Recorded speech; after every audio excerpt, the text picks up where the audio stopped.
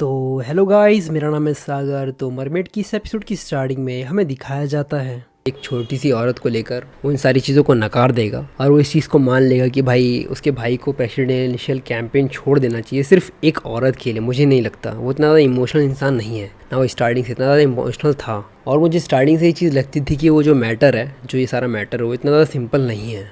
उसका गार्ड भी कहता है। और इसके अलावा जो ई सीटिंग का विथड्रॉल था कैंपेन से, जो कि प्रेसिडेंशियल कैंपेन से उनने विथड्रॉल किया था।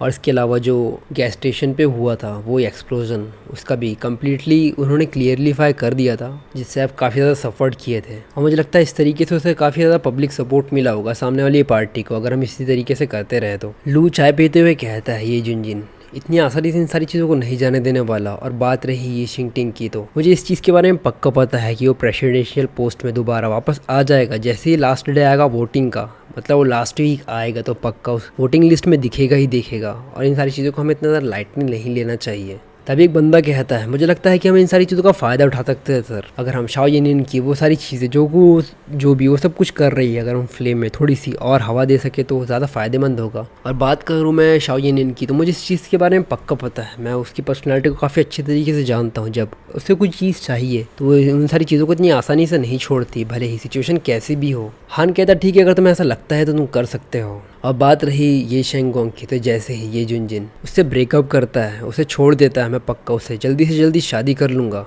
तो मुझे लगता है कि तुम्हें अपने भाई के लिए इतनी ज़्यादा एफर्ट तो कर ही देनी चाहिए इन सारी चीज़ों को लेकर। एक प्रकार से वो हाँ कह रहा होता है कि शाओ येनिन की इस केस में उन्हें उनकी मदद करनी चाहिए। शाओ येनिन को दिखाया जाता है जो कि अपने घर में होती है और काफ़ी ज़्यादा गुस्सा आता है जब वो ये सारी बातें सुनती है और वो कप को फोड़ना शुरू कर देती है हर बार की तरह, और चिल्लाते हुए कहती है वो आयुन। जैसा कि तुमने देखा उन सारी चीज़ों को, मतलब उन लोगों को सिर्फ अपने इंटरेस्ट के बारे में चिंता है, कोई भी मेरी इच्छाओं की और मेरी खुशियों के बारे में चिंता नहीं करता। मैं तुम्हारी बेस्ट फ्रेंड हूँ और जैसे कि मैं तुम्हारी बेस्ट फ्रेंड हूँ, मैं तुम्हें फुल्ली सपोर्ट करूँगी।